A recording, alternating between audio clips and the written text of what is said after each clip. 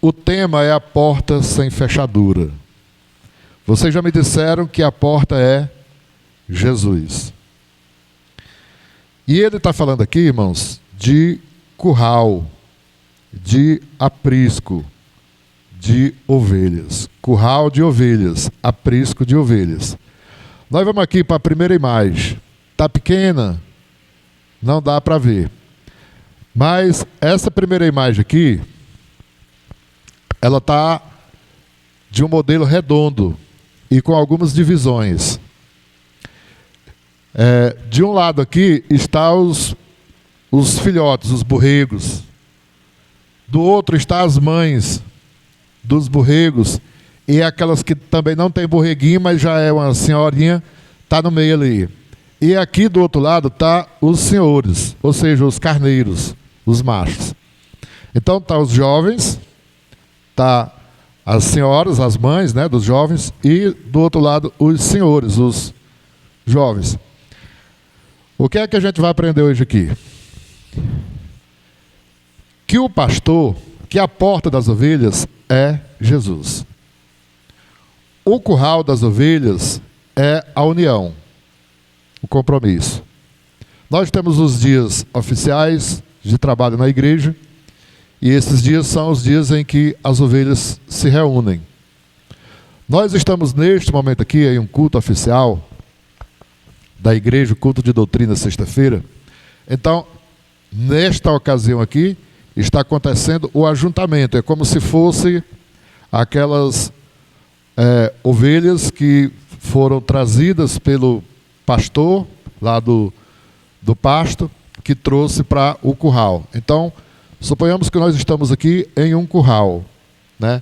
E o pastor, no caso material, como eu, conduzindo a direção do rebanho, do ajuntamento, da união. Vamos para a segunda imagem aí, Samuel. Na segunda imagem, nós vemos aqui, já todos juntos, sem departamento, no caso, né? Nós vemos aqui, quadrado. Aqui na porta, aqui é a porta, não sei se dá para você ver aí, tem um homem aqui. O que é que acontece? Jesus sempre trabalhou ensinando por parábolas, fazendo metáforas, fazendo algumas comparações e anomalia, que no fim dá na mesma, tudo. O que é isso? Ele usava o que acontecia, os costumes do povo naquele tempo, e fazia daquilo uma comparação da sua igreja, da sua obra, do seu reino. Então, o curral era feito de quê? Naquele tempo. Hoje você vê chiqueiro de ovelhas, por aí o pessoal faz de madeira, mas naquele tempo, tempo de Jesus, era de pedras. E em cima das pedras era colocado espinhos. Tem uma parte na Bíblia que fala em brolhos, que é de espinho. Agora, me diga, a parede já era alta e era de pedra. Em cima tinha espinhos. Aqui eu vejo aqui uma preocupação de Jesus de todas as ovelhas dentro do aprisco, o cuidado dele de alguma delas não ser roubada. Porque o ladrão, ele vinha pela cerca e puxava a ovelha por lá. Por lá. Ou, um momento ou outro, uma ovelha, um carneiro podia pular. Então, por isso que era colocado espinhos em cima da parede do muro de pedra, para elas não pularem para fora. Para entrar por essa porta aqui, quem cuidava delas, ela acompanhava eles, irmãos.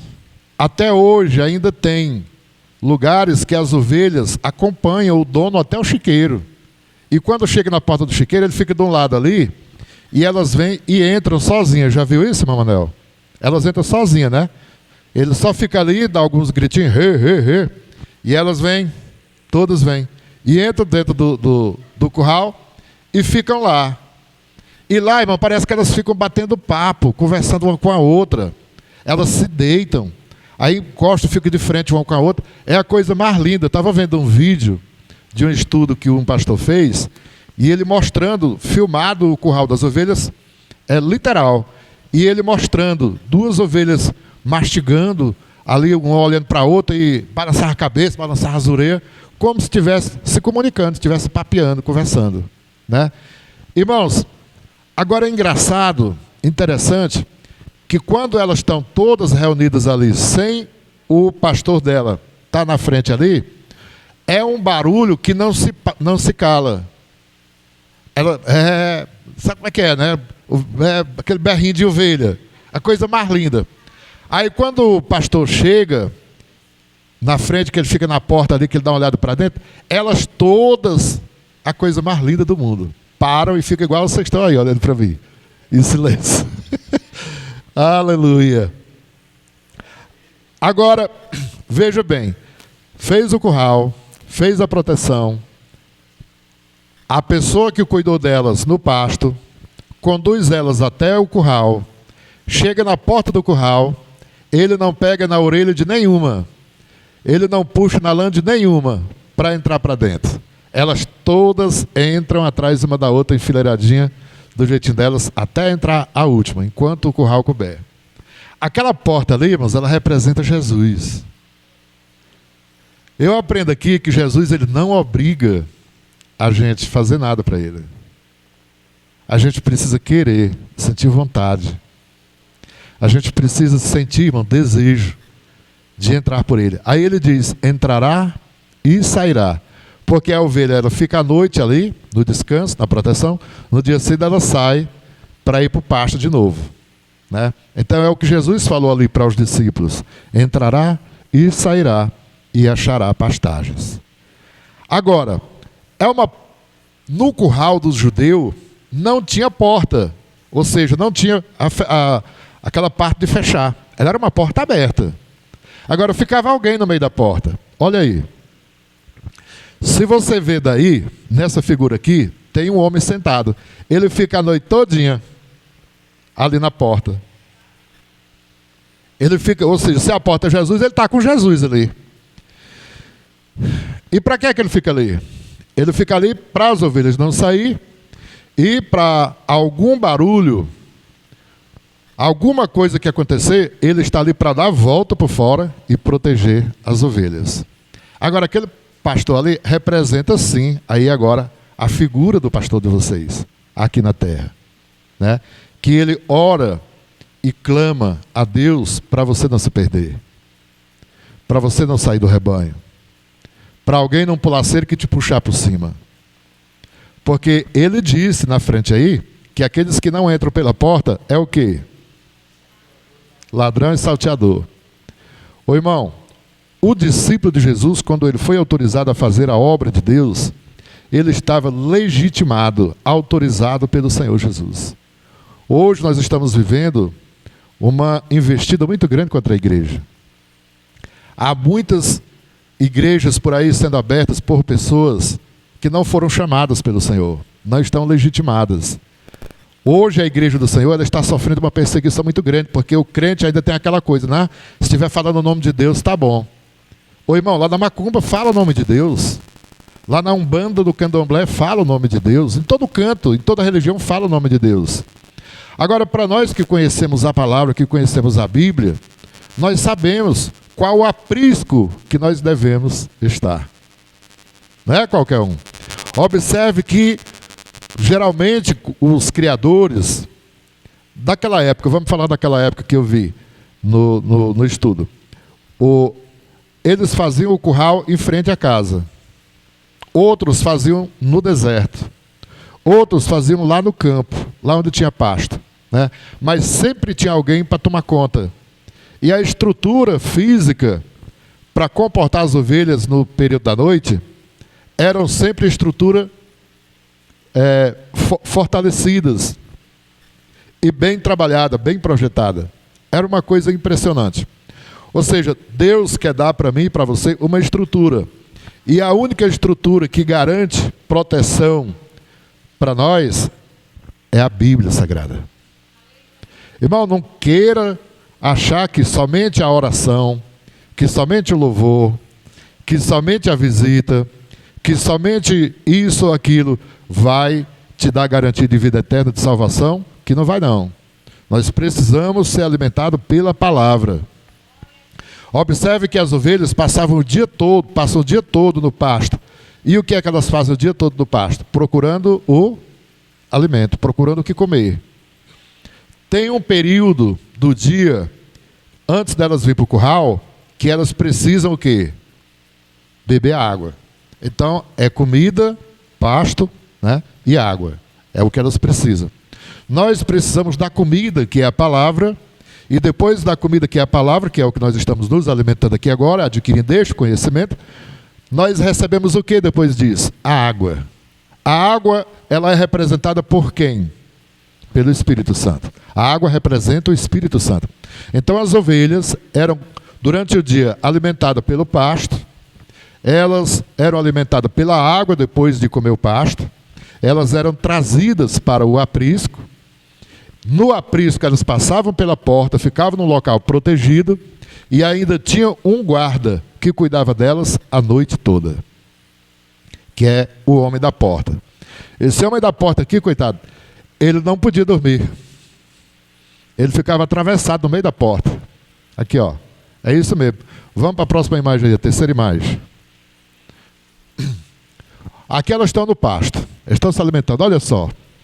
Até na alimentação, irmãos, para quem cria ovelha, para quem entende de ovelha, ovelha, ela não consegue comer, se alimentar de um pasto longe de outra, sabia?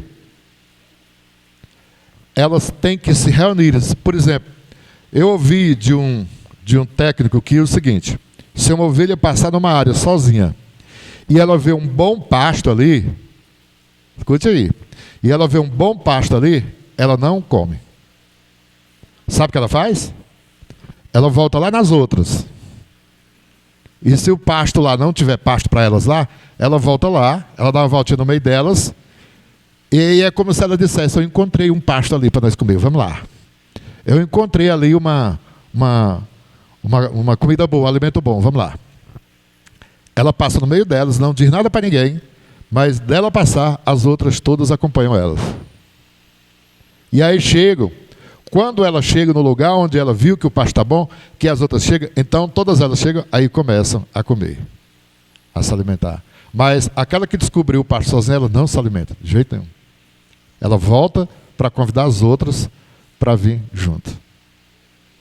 Hoje, na hora que eu estava fazendo a escala, eu lembrei de colocar: irmãos, não percam o culto de hoje, porque eu lembrei desse interesse da ovelha que convidava as outras para vir saborear o alimento que ela tinha descoberto, que ela descobriu.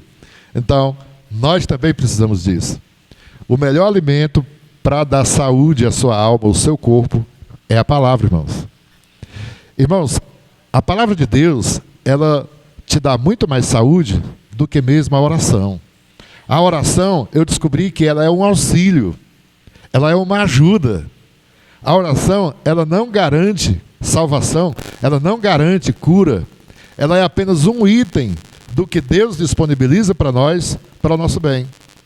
A oração, ela precisa fazer parte rotineiramente da sua vida, mas o alimento é essencial. O alimento é mais essencial do que mesmo a oração, que é a palavra de Deus. Você olha que as ovelhas chegam no curral, elas têm passado pelo processo de bebida, de alimento durante o dia, têm passado pelo processo da bebida da água, elas passam pela porta e entram ali, é como se elas fossem para o culto. É como se elas estivessem cultuando. Elas chegam ali e elas estão totalmente à disposição de quem está com elas ali, que é o homem da porta, ou seja, o pastor. E ali elas ficam todas atentas a ele. Ele fica a noite toda. Se ele levantar da porta e der uma voltinha em volta do aprisco, em volta do curral, elas todas ficam procurando ouvir se está acontecendo alguma coisa. Todas elas fazem um barulhinho. O homem saiu. O homem foi lá para trás. Será que tem algum lobo por aí? Será que está acontecendo alguma coisa? Né? Aí a outra, não, eu acho que não. Ele foi só dar uma voltinha de costume, de rotina. Eu acho que é isso. Vamos continuar aqui dormindo. A conduta de um rebanho é a coisa mais linda que você possa imaginar.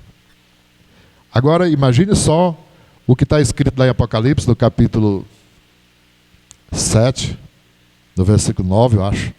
7, 9. Quando o apóstolo São João fala ali que ele viu a igreja arrebatada. E ele viu ali uma grande multidão. Olha, que quando a Bíblia fala grande, é porque é grande. Uma grande multidão. Todas as pessoas que estavam naquela multidão de vestes brancas. E com palmas nas mãos. Aquela parte ali com palmas nas suas mãos, a gente pode entender de duas maneiras. Ou a pessoa estava com aquelas folhas, galhos de palmeira nas mãos, com o verde, ou elas estavam literalmente batendo palma para Jesus, aplaudindo Jesus. Dá para a gente tirar uma dessas duas sugestões aí, né? Eu fico com a segunda, que a multidão estava batendo palma para Jesus. Mas é possível também que eles possam estar, que João tenha visto eles com galhos, ramos de palmeira, como Jesus entrou em Jerusalém, naquele dia que ele foi montado no jumento, que ele entrou em Jerusalém. O que era que o povo tinha? O povo tinha galhos de palmeiras nas mãos e colocaram no chão para ele passar. É como se fosse o tapete vermelho de hoje, uma cerimônia que se fizesse para alguém em um momento especial, né? Então, naquele dia foi um dia especial para Jesus e as pessoas colocaram galhos de ramos na entrada principal de Jerusalém para Jesus passar montado no jumento. A gente vê a humildade e a simplicidade de Jesus entrando em Jerusalém montado no jumento. É que na condição que Jesus entrou naquele tempo, irmãos, só rei entrava daquele jeito. Se fosse hoje, é claro que ele ia entrar num Rolls Royce, é isso?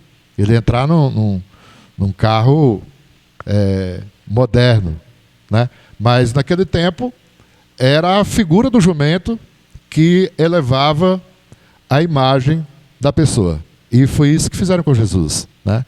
Então, nesse dia que o apóstolo João viu essa multidão estava parecendo um rebanho, todos de branco.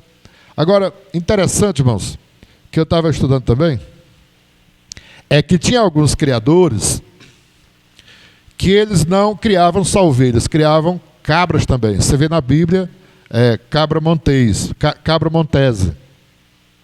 cabras e bodes monteses. Eles criavam juntos. Agora o que acontecia? Os bodes, as cabras, elas pulavam.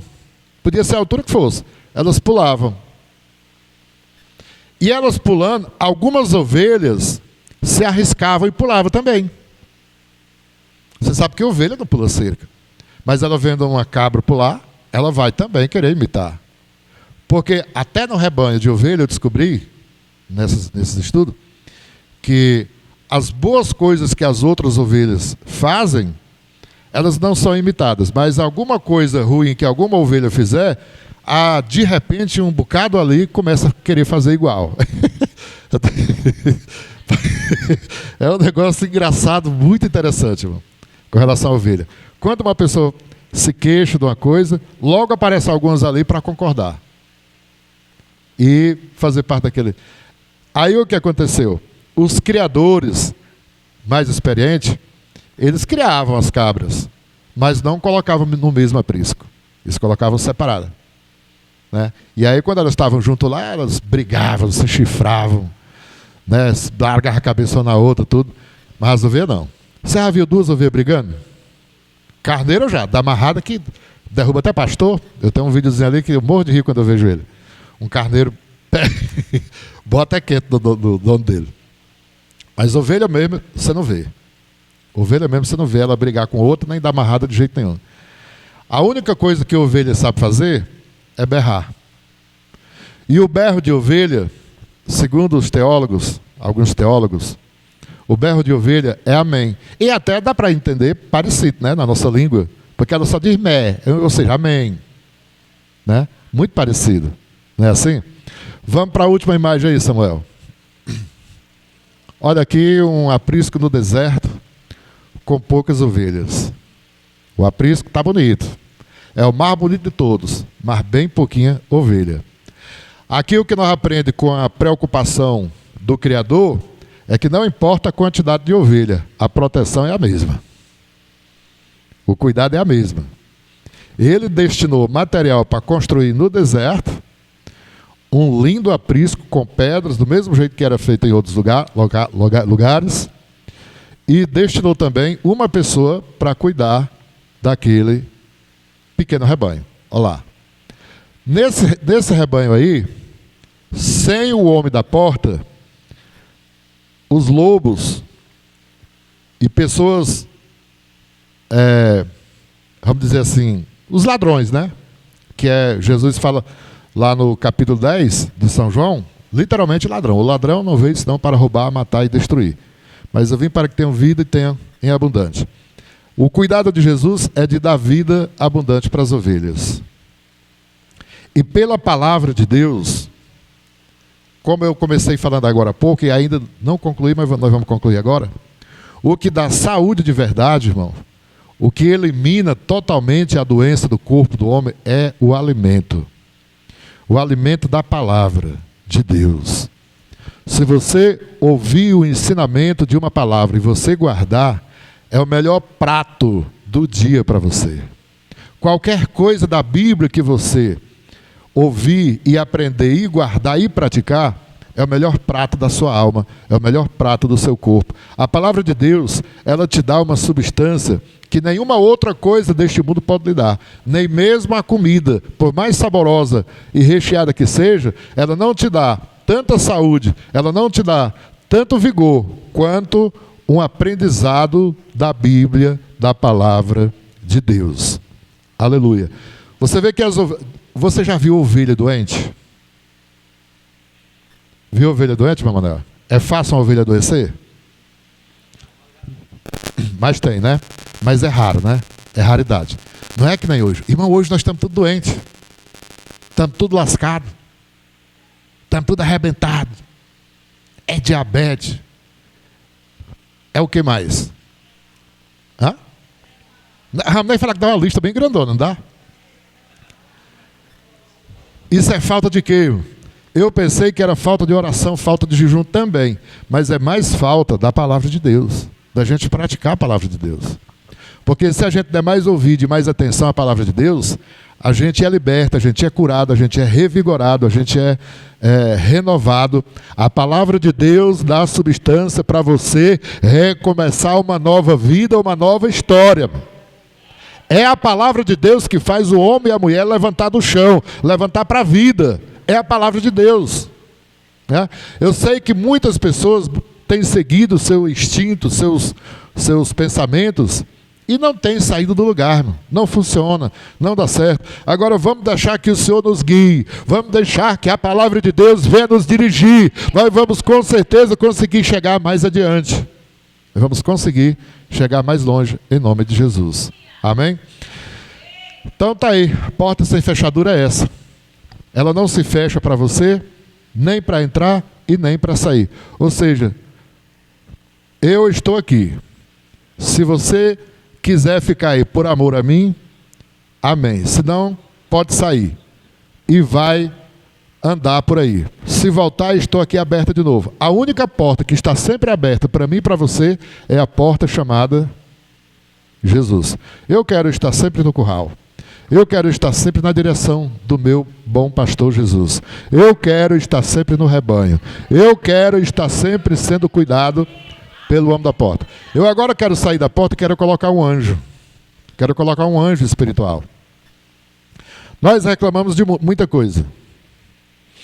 Reclamamos de muita coisa que ainda não aconteceu na nossa vida, muita coisa que está faltando. Né? Nós não vemos muitas coisas que Deus faz sem a gente ver. Sem a gente perceber. Você sabe o quanto é dolorido, triste quando a pessoa sofre um acidente?